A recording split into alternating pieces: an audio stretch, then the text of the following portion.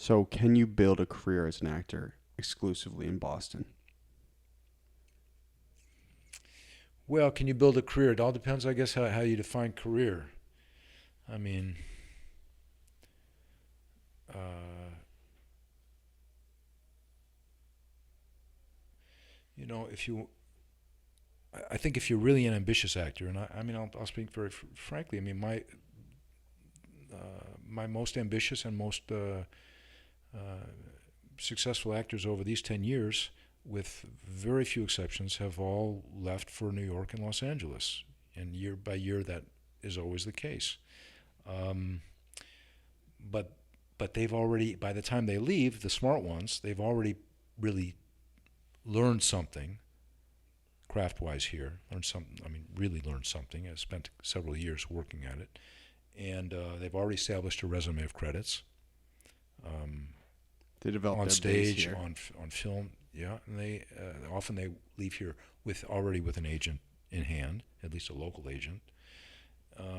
So, yeah, can you be exclusively a Boston actor and have a career? Yeah, I think the answer is yes. Can you make a full, can you support a family as an actor working purely in Boston? I don't know. That I don't know about. This is Scott Fielding from Michael Chekhov Actor Studio, Boston, and this is my golden hour. Oh God, what's going on? Where am I going? Dad? Yes, my son. I am Deuce, the deer god. I'm so confused. Who am I? Derek. Your true name is Dercules. Wait, what? Yes. You are Dercules, the god of the forest.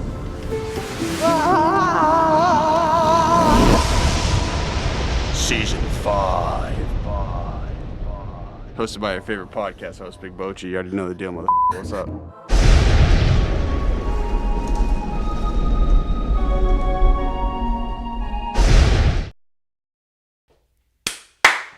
And just like that, the double claps signifies the start of an episode. And as I said, actually, before I even move on, let me say this. Hey, everybody. My name is Connor Holloway, and this is the Golden Hours podcast. And if by chance you're listening or you're watching, one, thank you. Two, if you get any sort of value from this episode, whether you're entertained, you possibly learned something, or you just have a good time listening, just share it with a friend, man. That's all we ask. And before I introduce our guest to the right, I'd love to... Oh, and we got a camera on Big Fresh today. But Big Fresh, announce yourself and then announce... Yo, Big Fresh, checking in. The GOAT. Yes, sir. Yo, what's up? This is Ben Albano. Ben is here because he might want to produce for the show. So I said, hey, man, we don't normally run night episodes, but we got a special one tonight. So why don't you come on by and see if you like it? You having fun thus far? Seems pretty good so far. Okay, word. We're putting on a front. It's usually like terrible. And on my right, I've been totally fascinated by... I've always really been fascinated by the art of acting. Honestly, I've always thought it was just the most interesting thing to be good at. And recently the show has been connected to a lot of entertainment figures in Boston. People who write movies or write film or casting agents. And we got some other crazy people coming up soon. And so I did a little research, and then someone had told me come over on the show, like, hey, you got to go look at this studio. What's going on at this studio? So I looked up your website. We hopped on the phone. And now Scott Fielding is here. Master trainer and actor. How do you earn a title like that? Well, that's a good question. I think you just stick around long enough, maybe. You persist. Yeah, I think it's just. I don't think I would go around calling myself that quite, but. Oh, it's not self-proclaimed. Well, it's a given. Yeah, it's a given. Just because of your longevity in your It's career? just longevity. Yeah, it's longevity, and it's what I do is I train actors, and I don't teach classes so much as train actors. I do teach classes as well. But my thing is about training actors, just like a coach trains athletes. So that's really my perspective where I'm coming from. So you're like the Bill Belichick of acting. Well, I got some respect for Belichick. I don't know if I want to say that so quick, but yeah, we do okay. Do you want to just give a quick synopsis of who you are and what you do? Sure. Well, my name's Scott Fielding. You got that.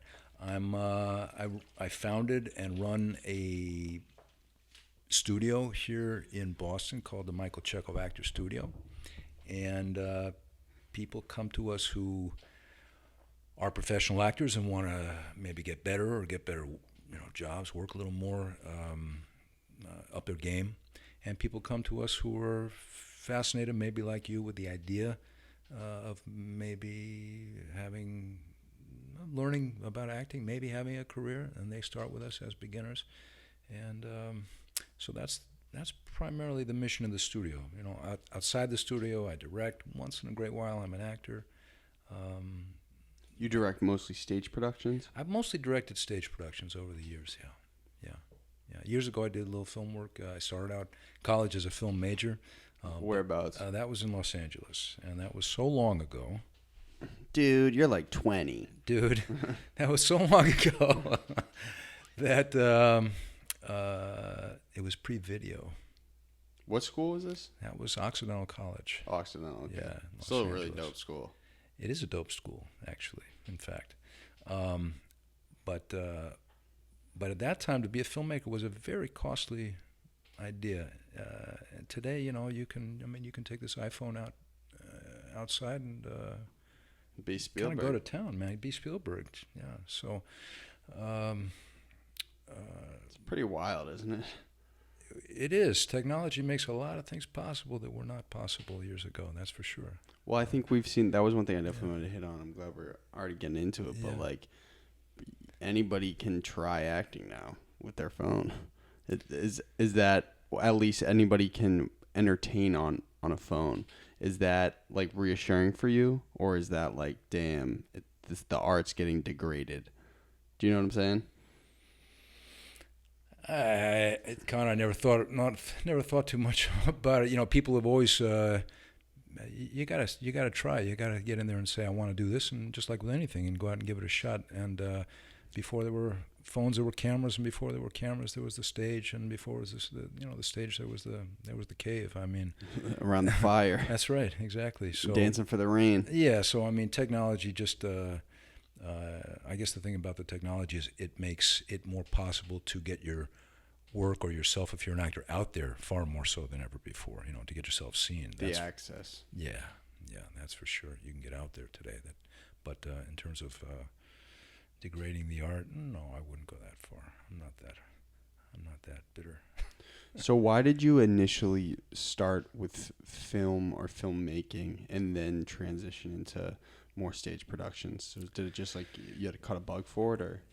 I mean, I don't know that my biography is of any particular interest to your audience, but No, I would love to hear it. yeah, Screw the audience. Screw man. the audience. That's my motto. No, actually not. I respect the audience, and Michael Chekhov said something. This is just to jump the gun big time. Michael Chekhov, who was an actor you probably never heard of, and Well, teacher. I read his Wikipedia page. There you go. It was, can I give a quick Go ahead. synopsis? Go ahead. He was a student of Konstantin Stanislavski. Bingo. And I am familiar with Konstantin Stanislavski because in a film class, I think we had watched something on him. That's pretty much all I know. But I do know that Lee Strasberg was also a student of Konstantin Stanislavski, correct? Not a direct student. I'm so stupid. No, you're not. So but I do know that a lot of people mix up Michael Chekhov and Lee Strasberg as the same type of acting. Oh, you're getting into trouble now. No, I don't know about that. Actually, I don't think that people know the first thing about Michael Chekhov, but kind of general public. Please, tell us. But he was He came up as an actor. He was the most celebrated actor in his day. He was a Russian and came up to the legendary Moscow Art Theater, and eventually he emigrated to Europe and finally to America, and he made a bunch of pictures in Hollywood and taught a lot of actors. And this was the black and white days, right? This was the black and white days. Okay. I mean, well, they were nuts. Actually, that's not really true. No, because he was nominated for an Academy Award. If you want to see Michael Chekhov, you can see him in Spellbound, which is an Alfred Hitchcock picture, black and white picture. But I mean, they were making color pictures from what, 1930 something. I don't know, 37, 30. The Wizard of Oz was in color, and that was 37 or 9. Can you check on when? Yeah, The Wizard of Oz came out. That'd be huge. Thanks, bro. Yeah, Gone with the Wind. That was in color. So it was no. He was working. He was working through 1950. He died in 55. Had the unfortunate destiny to die on the same day as James Dean, who maybe you've heard of. I don't know if your audience heard Well, of everyone Dean. says I look like him. It's weird. Yeah, you look exactly like him, except you're tall. He was one so tall.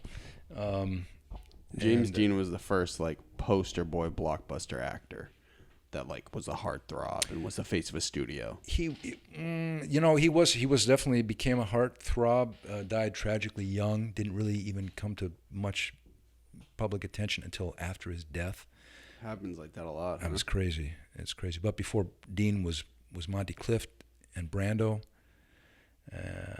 So they really, Brando and Clift kind of started that new generation of male actors being emotional, and Dean carried that, was right behind, but very influenced by Brando. I don't know if your audience knows Marlon Brando, but Well, that's, you know him. You that's got what I'm the talking Godfather about. on. I'm wearing a Godfather t-shirt. Marlon Brando was the Godfather. That's right. He was the Godfather. I got that fact right. Yes, you did. Apocalypse Now? No, Kurtz? No? Don't know Apocalypse Now? I'm trying. Dude, Apocalypse Now. Dude, I'm You guys 20. know I'm Apocalypse 23, Now? man. Really? Is that your favorite movie, The Godfather? No, I can't say it's my favorite movie, but I sure like the picture. I feel like that's a very atypical movie to have as your favorite. Really? I think a lot of people would say it is their favorite picture. Dude, it's an awesome movie. Yeah, right? How many quotable lines? You both have seen it, right? Yeah.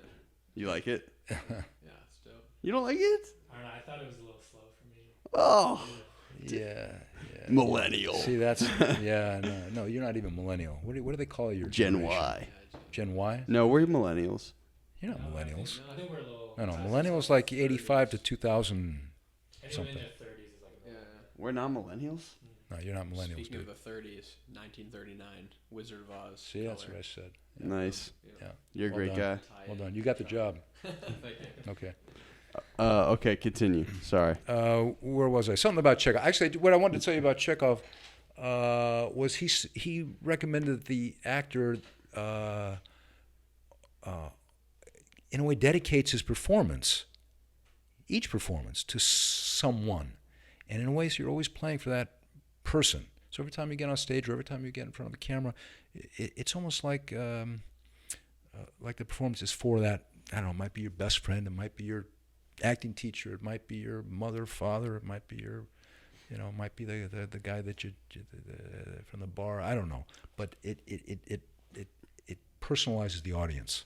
So you mean like before he'd perform, he'd be like, hey, this one's for Scott, Yeah, and then he'd perform. That's it. Yeah, exactly. So you might try it on the podcast.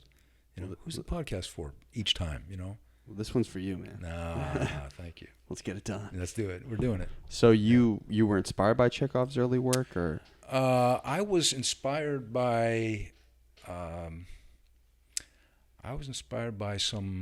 acting company that I saw when I had been kind of traveling around. I had just graduated college and was in Europe for a little bit. I came back. I was in L.A. I was already studying acting at that time with a kind of a guru L.A. teacher. Who's this? That was Daryl Hickman, who has a very interesting biography all of his own, and I don't talk about him much, but he was very formative for me. He was a childhood star. If you look up Daryl Hickman, he was one of these MGM star kids, and by the time he was, I don't know what, 12, he'd made 140 pictures. something crazy. I'm probably off on that They number. really but- overworked him. Yeah, I'm put to shame right now. Right? Yeah. But he was just great, and he really inspired me. And then I saw a company one day in a little high school auditorium in Los Angeles, and they were called the Actors Ensemble, and they subsequently invited me to come to New York for a 3-month workshop in the work of Michael Chekhov, which was what they were doing. And I said, yeah, I'm coming. And I sold my car, and I went across country for 3 months, and I stayed in New York for 10, 11 years at that point, and studied Michael Chekhov and studied Sandy Meisner, which I teach as well now, and just kind of snowballed from there. Yeah. So when you say you were training, or you trained this technique, what can you elaborate on what that means? Again, I want to take the most rudimentary level as to understanding how people study acting, because for the uneducated, some may not know. Yeah. And I don't mean that as disrespect. No, it's not at all. I mean, I often liken it to studying music, or to studying any kind of sports, to training rather in athletics. So you're like in a black box every day type thing. We might be. You don't need a black box to train as an actor. I mean, you can train. We can do it right here. We can do This is it. kind of a black This box. is actually kind of a black box, isn't it? But no, it kind of depends where you start. You know, if people come and they're really starting from ground one, we, you know, the legendary coach John Wooden. I don't know if you know Wooden. Yeah. You know, he was UCLA's coach, Kareem Abdul-Jabbar's coach, and coached a lot of famous guys. These guys would come to him, already successful young ball players, and they'd come to him, and he'd start out coaching them by teaching them how to put on their socks and lace their shoes. It's pretty disrespectful. Well, you could take that point of view, right? Or you could go, wait a minute, that's fundamental. If you don't have your socks on right and you don't have your shoes laced up right, you're going to have a problem on the court. So he'd start from there. And it wasn't for everybody his point of view, but he was probably, I don't know, I'm not maybe the guy to ask, but I think he was probably the winningest I think he collegiate was coach too. in history, Mm-hmm. and brought up a lot of guys, you know. So if you come as a new kind of wannabe actor, let's say, you start with basics. You start with fundamentals. You start with just learning how to listen and how to answer what you hear. Kind of like what we're trying to do and are doing, and then step by step, you know, there's technique, of course. I teach systematically, and I'm known as a very thorough teacher. Elaborate. I mean,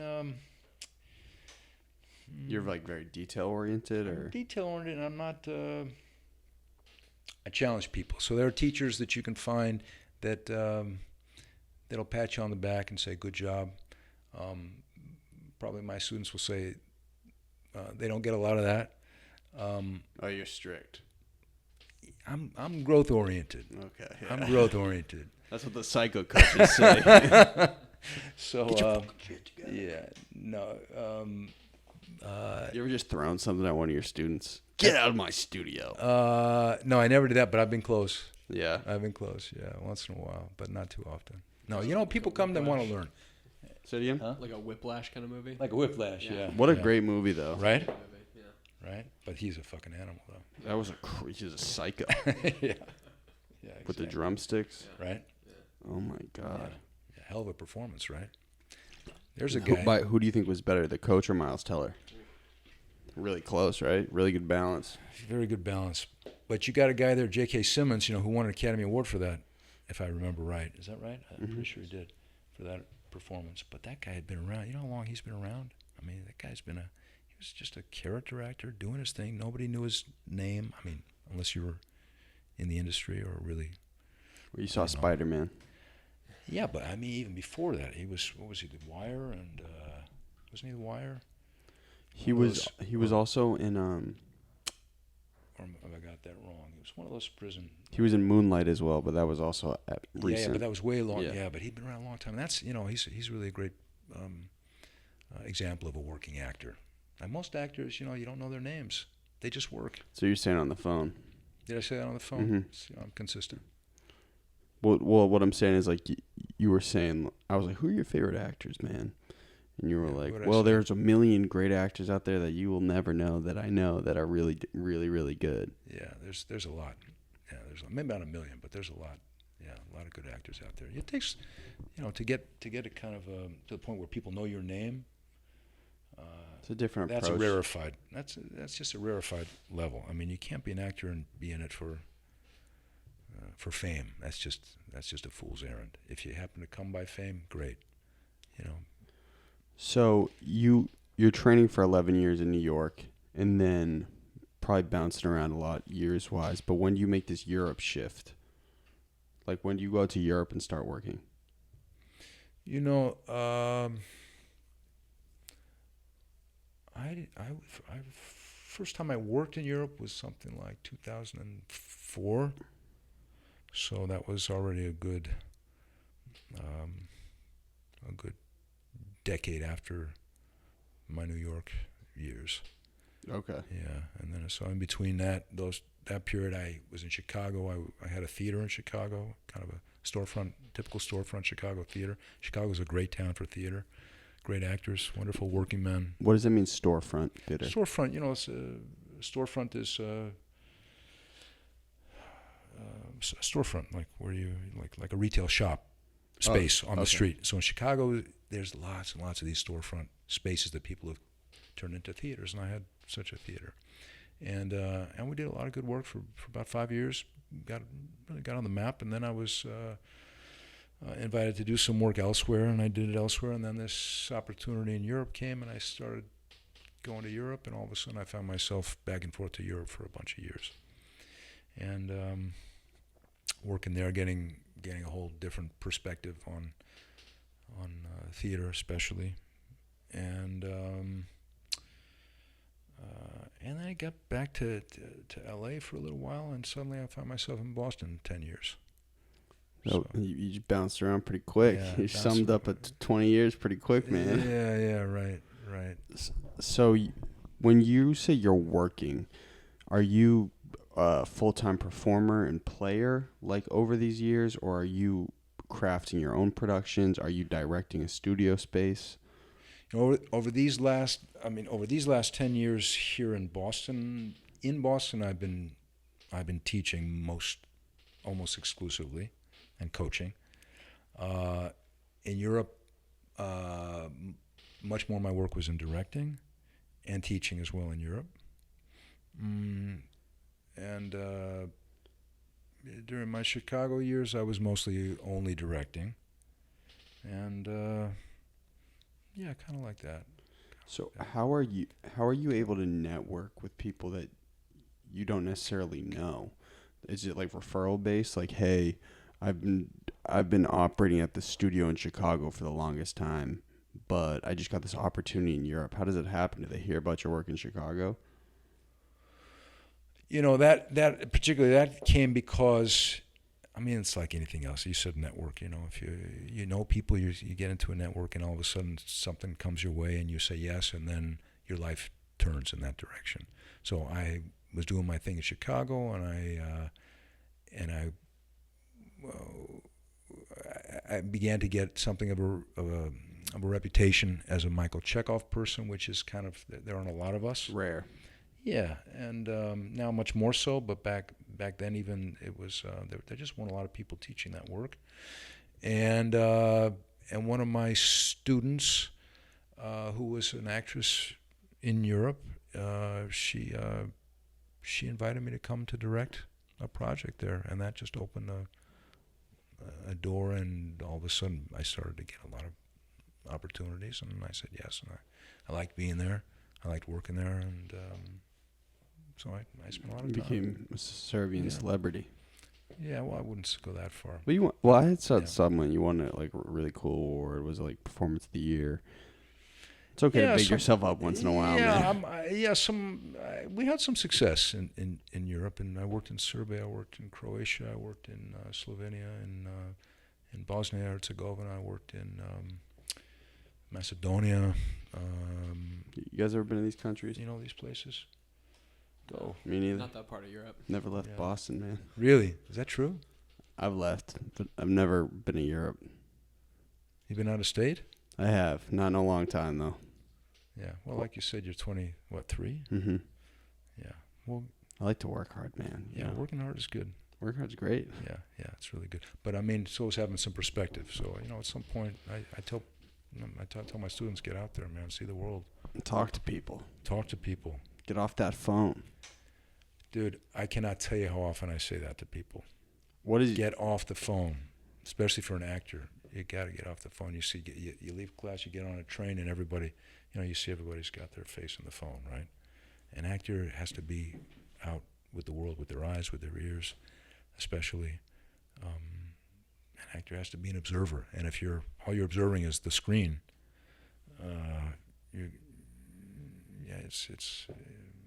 it's not what you want to do. Can you elaborate? It's a good segue. Yeah. Can you elaborate on what the Chekhov technique is, or is it the Meisner technique, and what does it mean? What I read was I forget what the quote was. It was understanding yourself to the highest level.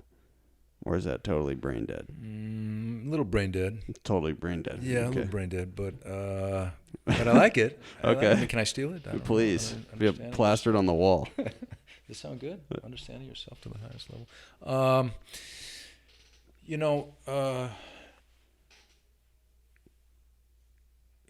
So if you to tell you what we do, what we do is we've got a training program based on a technique called the Meisner Technique. That was developed by a guy named Sandy Meisner, and he was a peer of Lee Strasberg, who you mentioned before. I don't know if people know who that guy was, but he was a big celebrity teacher in the 50s and 60s and 70s and into the 80s. And I'm not sure when Strasberg left, but I think people are familiar with his school in New York, because a lot of famous actors have come out of there. Yeah, or have some connection there. That was Mecca for the actor at the time. But Meisner was a peer of his, and I could bore you with the long history there, but I'm not going to do that. But they came up at the same time, were influential on each other, and then of course went their own ways. And Sandy taught people like Robert Duvall. You know who Duvall is? Mm-hmm. Great actor, one of my heroes. He was in The Godfather. He was also in The Godfather, although I don't usually think of him from He was The also Godfather. in Kicking and Screaming. What was Kicking and Screaming? With Will Ferrell, about the two dads who want to make the most fierce and harsh youth soccer team. Was he the other coach or the dad? He was the dad who was the other coach. Oh, right, okay. And really? And then Will Ferrell recruits Mike Ditka to be on his team. No kidding. Mm-hmm. Those are pretty similar movies, The Godfather and Kicking. Yeah, there's some crossover between the two. I can't say I know that picture. I missed that one. It definitely would not be labeled as one of his great roles, right? It wouldn't be labeled as like a Godfather-esque picture. Yeah. I guess not. Kicking and Screaming. But Duvall was, and he's still working, man. He's still working. So anyway, Sandy taught a whole lot of major actors that your audience and you wouldn't know, but Academy Award winners and really important actors.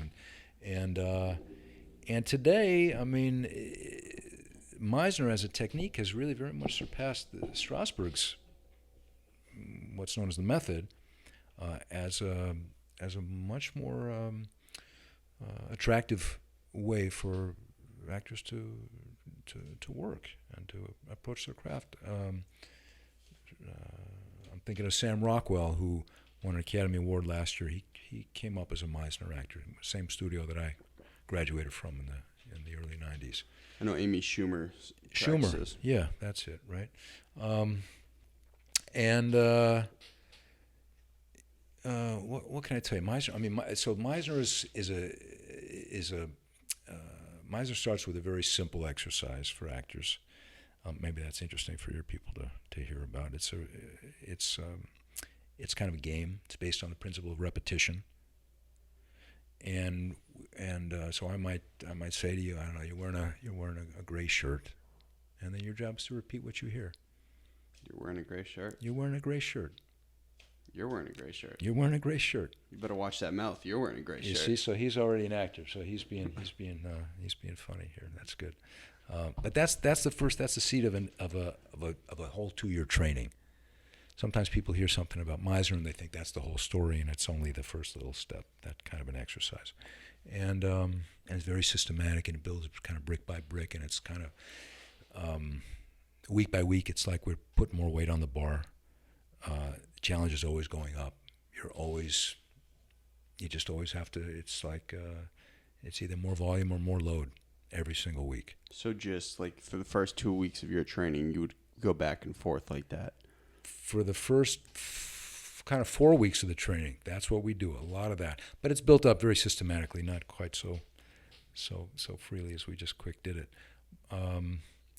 And then we start to bring in imagination, and we work with imagination, and we work with the idea of action and doing and physical. What are we doing physically? And what is this giving the actor? What is it giving the actor? Well, if we think about contemporary acting, Connor, what do you consider a good actor when you go to the movies? What do you like to see? Well, it depends, because I think movies are based on preference. Some people really like film and like really good story, but some people just want to be entertained. True, but are you entertained by bad actors? I mean, sometimes we are. Yeah, for sure. But we would call them bad actors who happen to entertain us, right? Mm-hmm. What does a good actor do? It makes you believe. That's number one. Bingo. Number one. If you don't believe the guy in the part, he doesn't rank as a good actor. True? Yeah, for sure. Right? Would you guys agree? Yeah. So, and that starts with the ability to make somebody else believe that you are so and so, some character. Starts with concentration of attention. So we work from square one with just what does it mean to practically speaking, to concentrate. And we realize that attention is a muscle, and so we're training this muscle of attention. And it's a muscle just like the bicep or a deltoid is a muscle, but it's an inner muscle. And so for the actor, there's a whole anatomy of inner muscles that training addresses. Like I said, systematically, step by step, and by upping the challenge, incrementally, the muscle grows, just like in lifting, bodybuilding, right? So that's what we do. We're working to develop these inner muscles that are the actor's, bread and butter. So attention, imagination, spontaneous action. A little improv. The ability to just get out of your way. So the actor has to learn how to put their attention off of themselves and onto the other person, because when you're worried about yourself or your performance or what you're doing, you have a problem. You can't work very well if you're concerned with how you look. My attention, if I'm working with you, is on you. Does that make sense? Mm-hmm. So, but these are muscles that have to be trained for most of us. So, let's say someone's got wild ADHD. Are they probably not cut out for success in acting? Do you think it's a craft of extreme focus? It is, to be sure. Yeah, it is. I don't know if you can control your ADHD for periods of time. Then maybe. Well, in your experience with students you've worked with, most of them have been very sedated people. Oh, definitely not. No. Not the craziest people there are. No, sedated isn't good. An actor needs temperament. I mean, an actor really needs temperament. Temperament means fire. A little mania. Yeah, not necessarily mania, but I can deal with mania. I can deal with mania. Mania can be channeled. It can. It definitely can. 125 episodes later, the podcast. Are you, You know what I'm saying? right. The you know, I mean, one of, you know, this thing. You can't see my leg, but you know, this bouncing leg syndrome. I've been doing it the whole episode. No, even you seen haven't. it. Oh no, I would see it. Can you see my toes curling right now? I can't see your toes curling, Yeah. but I know your leg's not shaking. I feel like it is. It might feel like it is, but that's different. It's not. And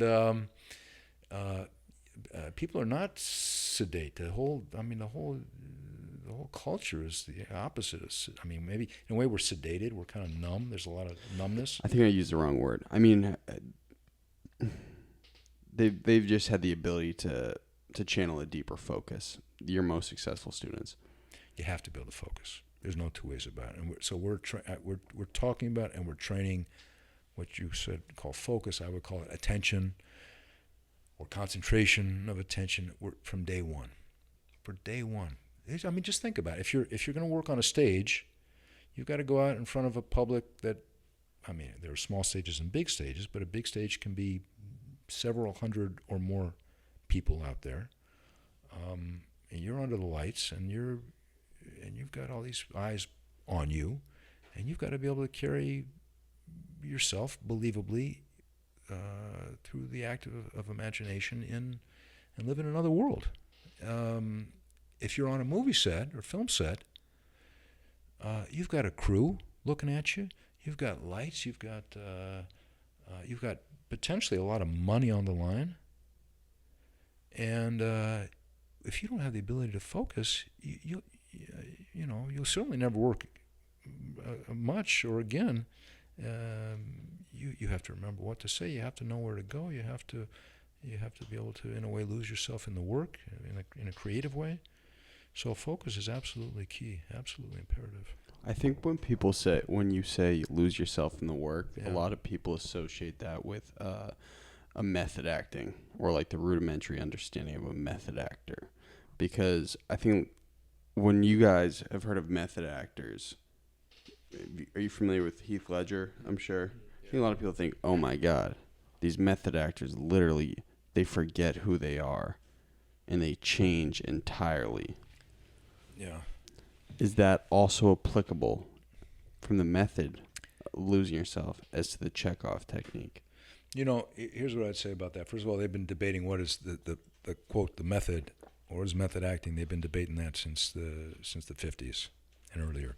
So it's all good acting is method acting today, wherever you're coming from in terms of your training. It's all method acting because every actor has a method. So to lose yourself in the part, that's just like, I mean, I don't know if do you play ball, you're athletic, you look like an athletic guy. Do you? No, I just starved myself. Really? Mm-hmm. No sports.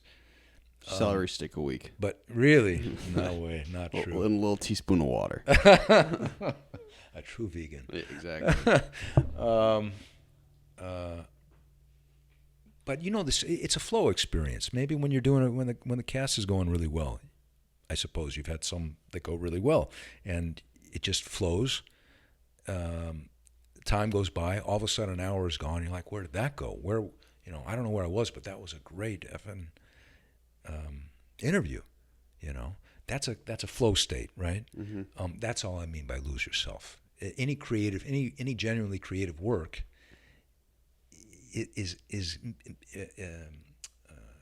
implies kind of entering into this flow state.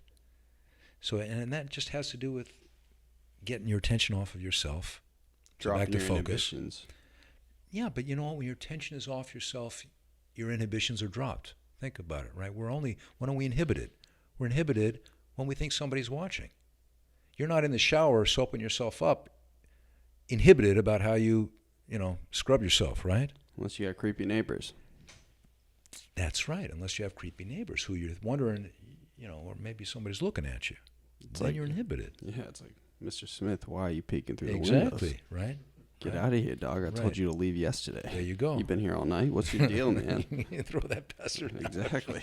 No, let's call the police. Right. Jeez, right. Mr. Smith. Right. But you see what I'm saying? Exactly. Yeah. So inhibitions are just about a kind of fear of judgment. You're not inhibited when you're by yourself in your shorts and your room surfing the internet or watching the tube or whatever you're doing. I mean, right? Mm-hmm.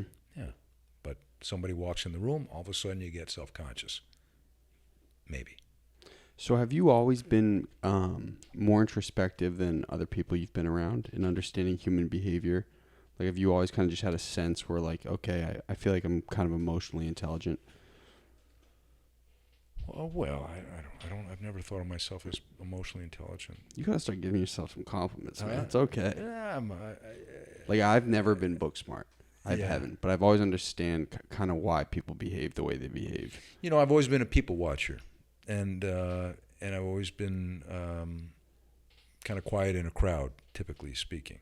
So I'm always, you know, I'm more comfortable to kind of hug the wall. You're a and little more watch everybody introverted. else. Yeah, I'm a little more introverted, socially speaking, and that served me because, like we said earlier, I mean, an actor has to take in the world. So yeah, I mean that's my story. I've always been more of a watcher maybe than a listener. See, that's So a very interesting dichotomy to me because I have never seen your performances, but to be a good actor, you obviously have to perform well. Yeah. But does it come naturally to you performance, or do you feel like you're overexerting yourself when you perform? I mean, if you're performing well, you feel, back to this losing yourself or flow state. You don't feel that you're overexerting yourself.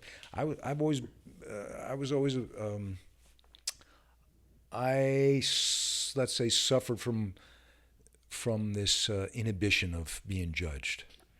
So maybe that's why I naturally moved more and more into directing and then teaching, because as an actor, they have to be a little bit fearless.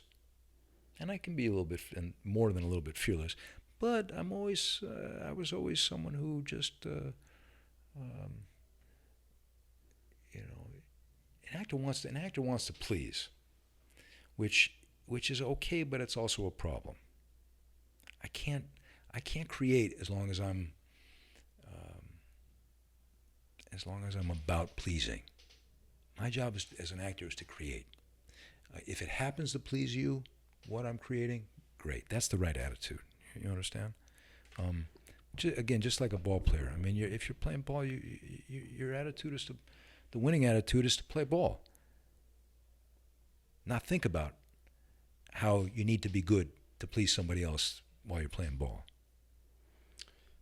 I get what you're saying, but where does like having a successful mindset in that like layer itself? You know what I'm saying? Because like I genuinely enjoy running the podcast. I'm very success oriented. We talked about this on the phone. Like, I really want to be successful. Right.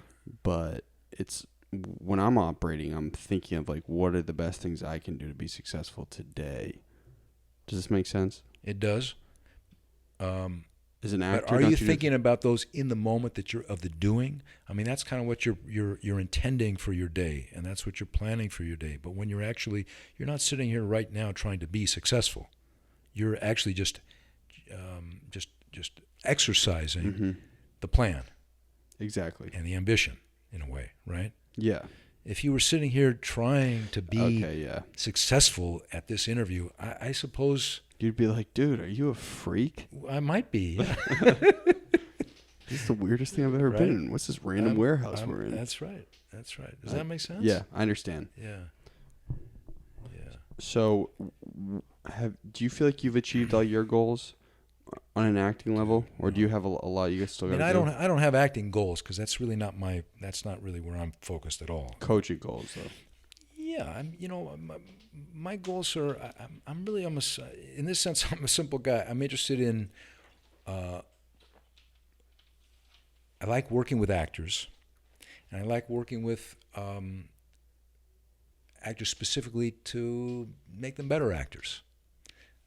If they're already established actors, professional actors, working actors, I enjoy that a lot. If they're brand new, coming up actors, I also enjoy that a lot. I like to see people get better under my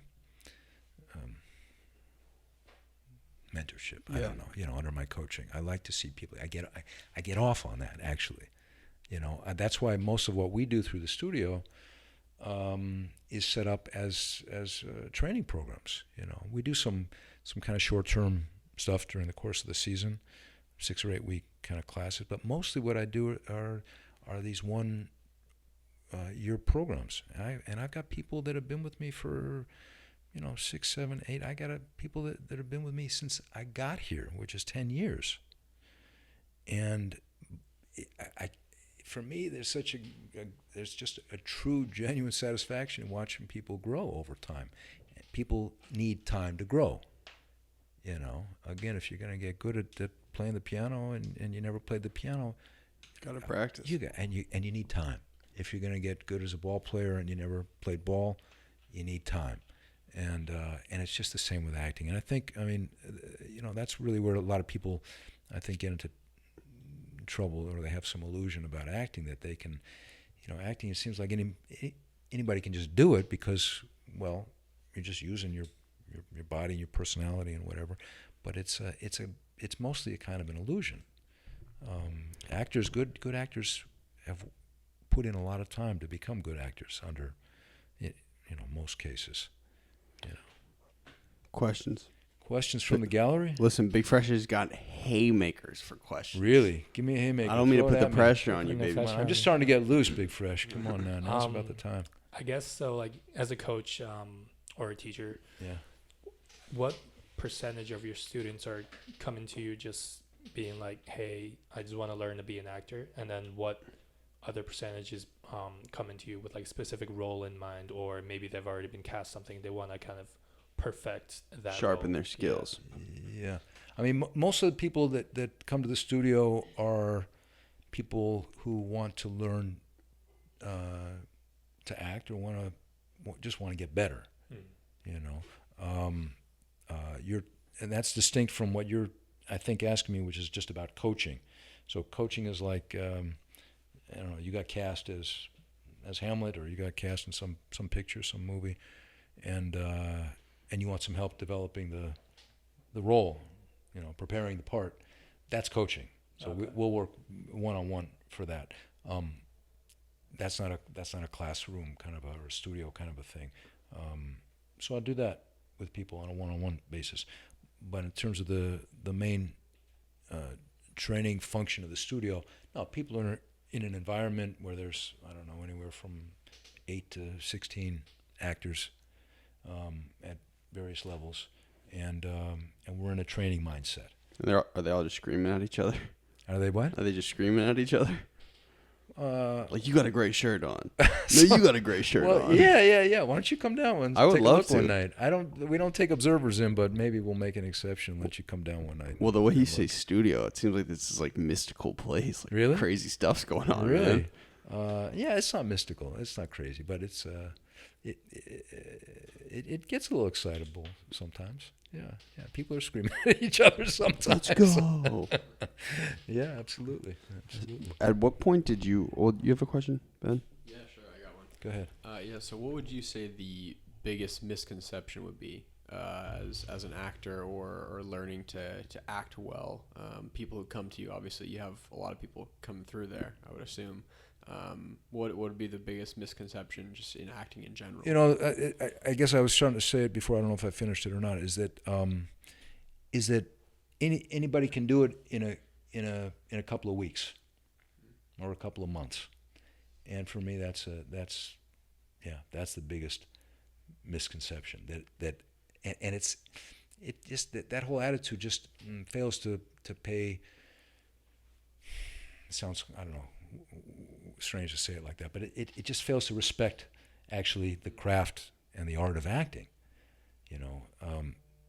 I believe everybody has talent. I believe everybody can develop that talent. To what degree, I don't know, but everybody's got talent. Everybody can learn, but you don't become an actor in a 4-week class somewhere, and there, kind of Boston is.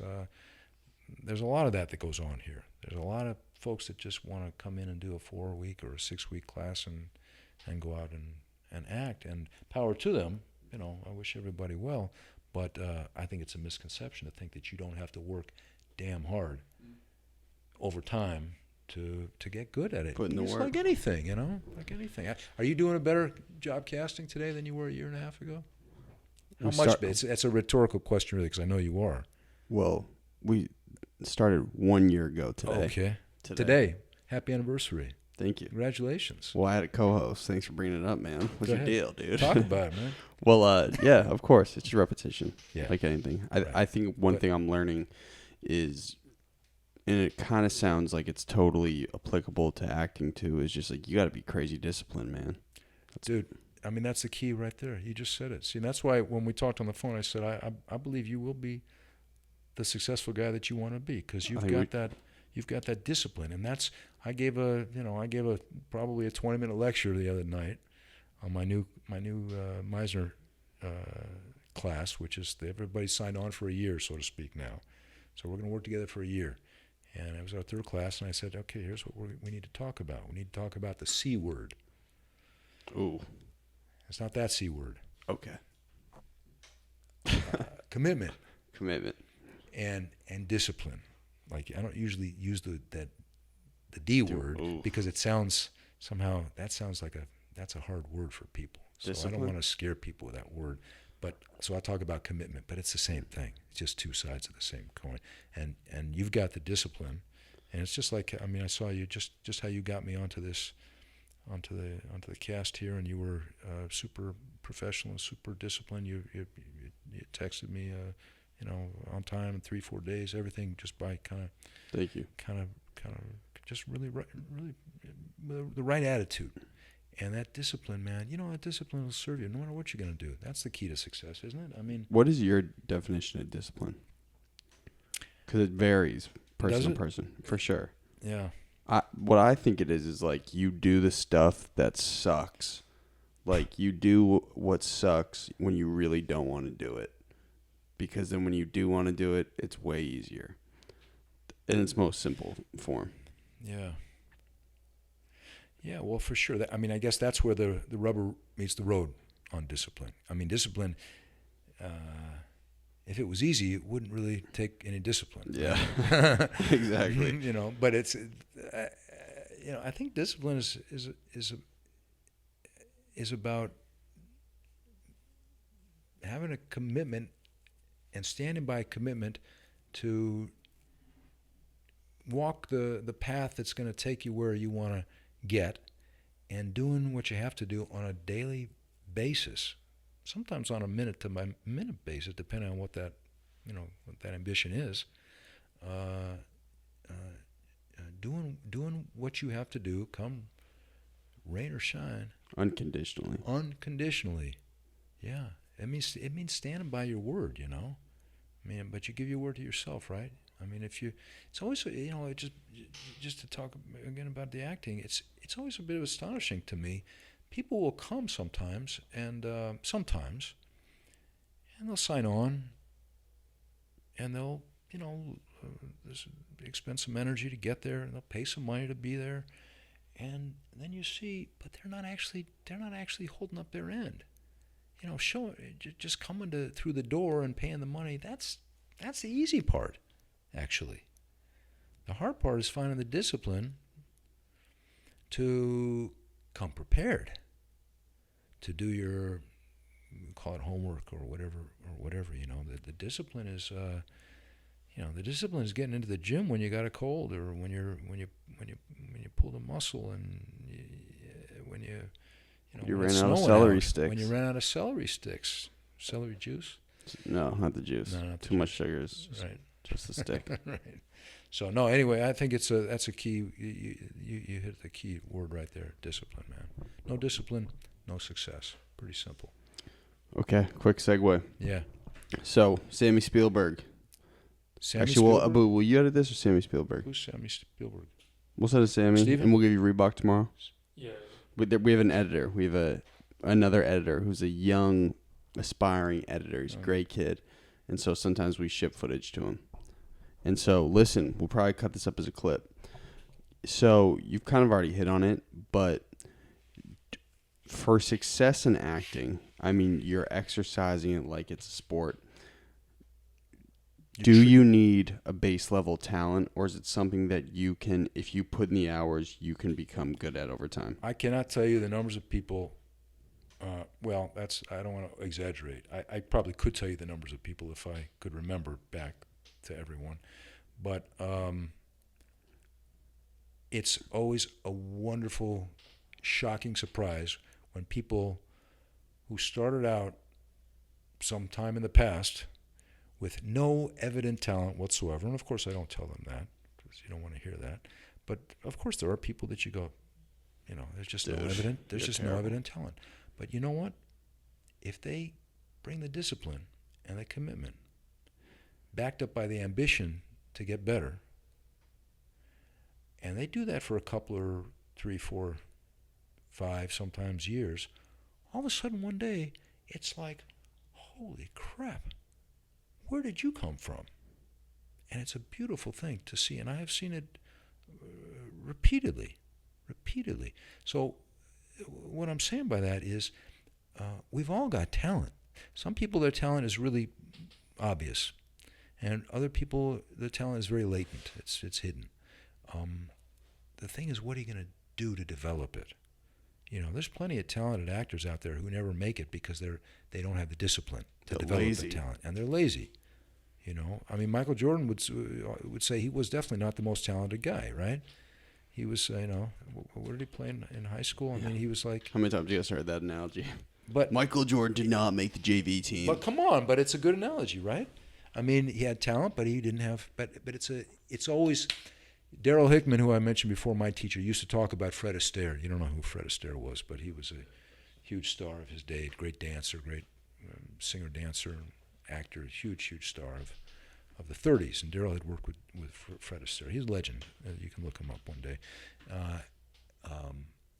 And Darrell would say, Astaire was always the first guy on set and always the last guy to go home, because he was there practicing those routines. And it's just the mark of every champion that you can ever come across. Obsession. It's the obsession, and it's putting in the time. It's not about the talent. The talent takes care of itself. You know what I mean? It just takes care of itself. How much time and dedication are you putting into developing the talent? That's always the case, man. Well, have you noticed it's been harder to work with younger actors now because people's retentions are so much shorter, especially because when people see quote-unquote acting on their phone, like someone making Instagram comedy or something like that, it seems a lot more instantaneous than the more pure form. Yeah. Have I seen it? I mean, what's undeniable is that the typical attention span of human beings in 2019 is getting shorter and shorter and shorter, right? Everything around us conspires to take our attention, and we're passive receivers of tons of information all day long. Images coming at us. And the actor has to cultivate the ability to get active, first of all, with their inner life and with their imagination, and has to cultivate this muscle of attention that we talked about earlier, which means turning off the devices, turning out to the world, checking out what's going on, feeling what's going on,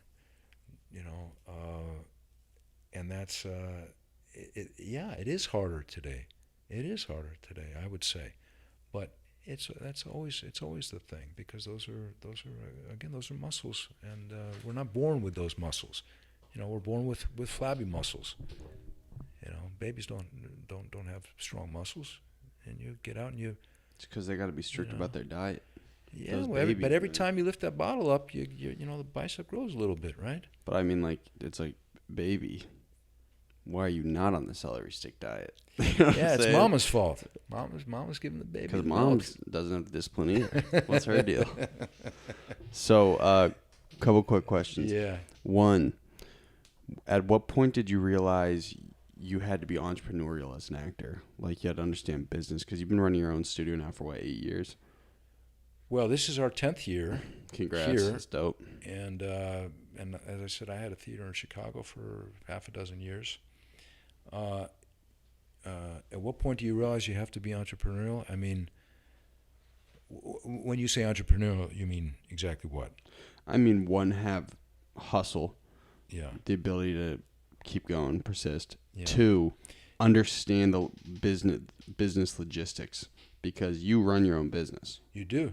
Well, I do. An actor is always his or her own business. So you can't be a successful actor and not have the attitude that I'm running my own business. So that just goes with the territory. It doesn't matter if you have a manager, an agent, you're still running your own business. If you're an independent director, you're running your own business. And for me, that was always. I was always an independent. I mean, I worked for people in my life. I had jobs, and most of which I either quit or was fired from. What was the worst firing you had? Oh yeah, I just told the story 2 days ago to somebody, and I hadn't told in a long time. But it involves getting viciously drunk at work, and calling in sick the next day, and the owner saying to me, "You come down here, or you don't have a job." And so I trudged through a mile and a half of snow in upstate New York where I was living, sick as a dog. And I walked through the door and I said, "Well, I'm here." And he said, "Great, you're fired." And so you said, that "Dude," was my worst. and then he puked firing. all over his bar room, right? Suck it. That was the night before. There was nothing left.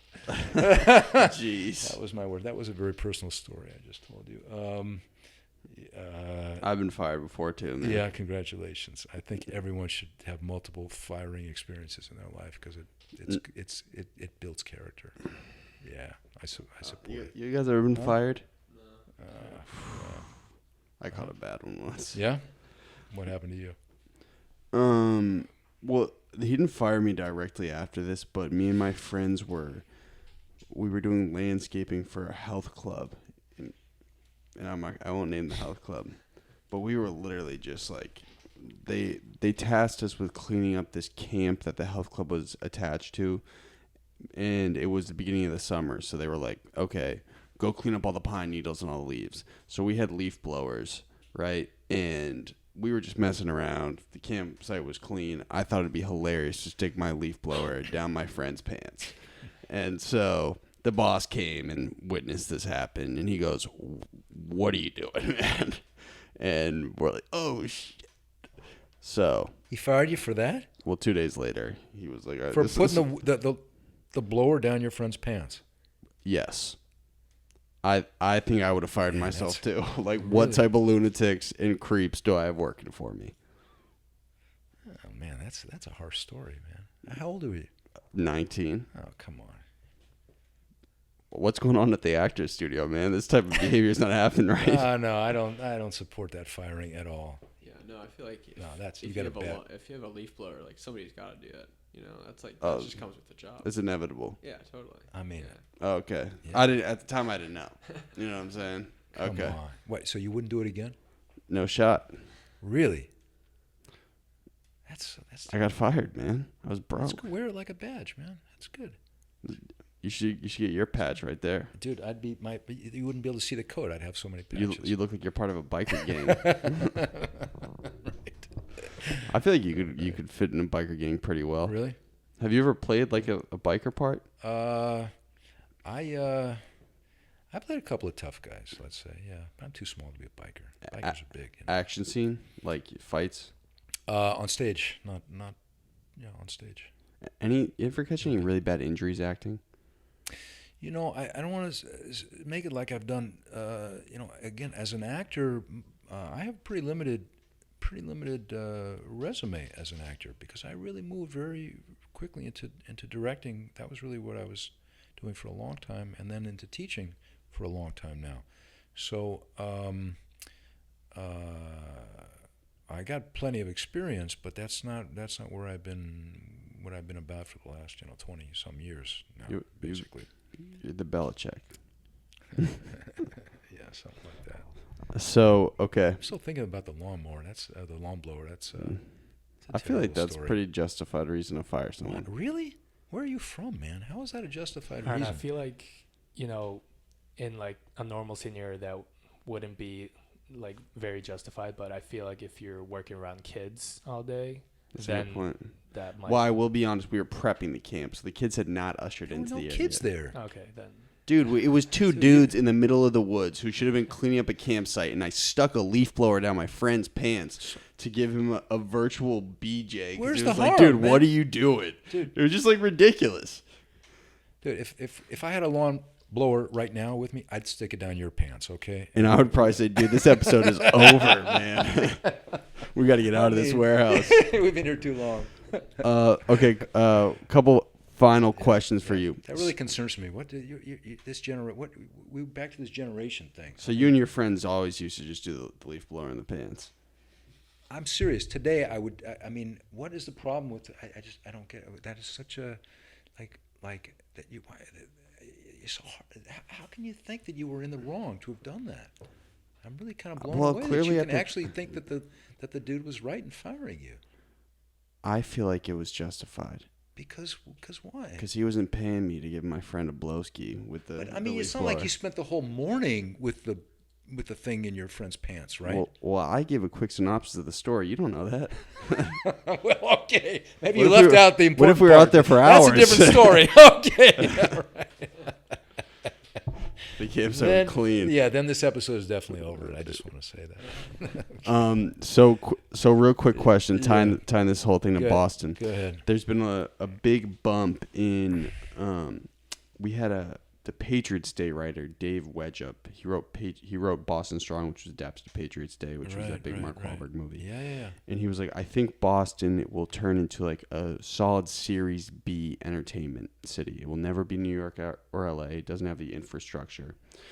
So have you noticed with your clients they've been getting more work in Boston centric projects as opposed to when you started? Well, I mean, what did he call it? Class B? Like a Series B. I mean, that is. I mean, no, Boston is absolutely not New York or LA, but there's plenty of work here, and people do work here and do work here and elsewhere based out of here. So he's when he says he thinks that Boston will become that. I mean, Boston is that. There's been basically just in the 10 years I've been here, there's been a growth trend, but yeah. So I don't. The only thing I guess I'd take issue with there is the way he's talking about it will become, and I would say it is. It is very much. But your clients now get work more frequently than they did back when you had started the studio. Within the city. I think there's more. I think there's more work being done here. I mean, there's I don't know, half dozen to a dozen. I'm going to guess features that are maybe not a dozen, probably a half dozen or plus feature films shot here every year. Big budget feature films. Yeah, big.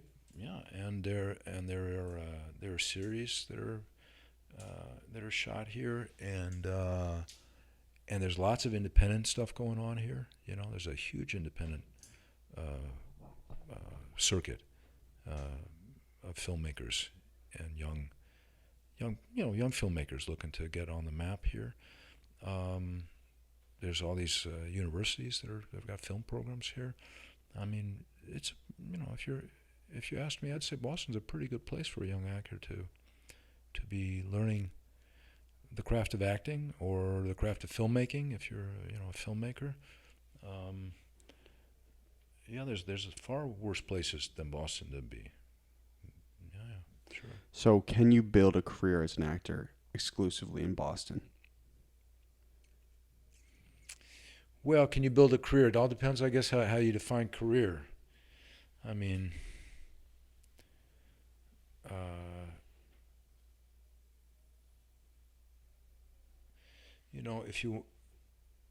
I think if you're really an ambitious actor, and I'll speak very frankly. I mean,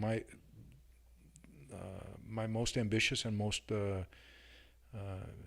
successful actors over these 10 years, with very few exceptions, have all left for New York and Los Angeles. And year by year, that is always the case. But they've already, by the time they leave, the smart ones, they've already really learned something craft-wise here. Really learned something. I spent several years working at it. And they've already established a resume of credits. They develop on their stage, base here. on film, yeah. And they often they leave here already with an agent in hand, at least a local agent. Yeah, can you be exclusively a Boston actor and have a career? Yeah, I think the answer is yes. Can you make a full, can you support a family as an actor working purely in Boston? I don't know. That I don't know about. That might be not an easy thing. Any final questions? Hey, Did we say anything that anyone's going to want to hear? I think I learned a ton. Really? Abu, if he's silent like this, it means like, damn, he's really taking in what you said. Yeah, for sure. So, Yeah, Boo was listening good. I got you listening. He was paying. Is there an actor in you? Huh? Maybe. I don't know. That's one thing I was kind of wondering is, me personally, I have like a very bad time like doing public speaking and like being in front of people, but Yeah. I've always been interested in like filmmaking and acting. So Yeah. I guess I do have a question in a sense is like, what advice do you have for someone who's trying to quote unquote break out of their shell and kind of transform into that Yeah. kind of a person, I guess? Yeah, I mean, I got it. I felt you, and I saw you. The quality of your listening throughout was really solid, really intense through the whole of the talk here. I would listen to this guy, who already knows the secret, which is that D word, together with my C word. discipline. Yeah, Commitment. yeah. You got to know what you want, man. You got to know what you want. You don't have to know what you want necessarily for a whole lifetime, but you got to say, no, I want to up this skill, or I know that I want to break out of my shell, as you put it. You don't have such a shell, I can tell you, but and then you got to commit yourself to some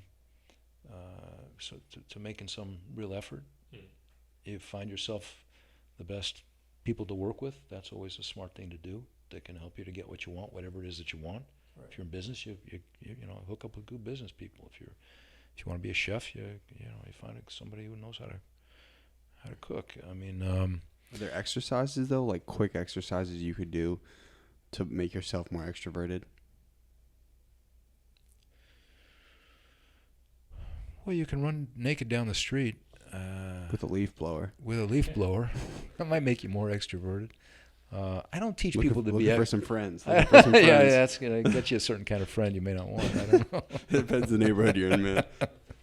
I don't teach people to be extroverts, but I do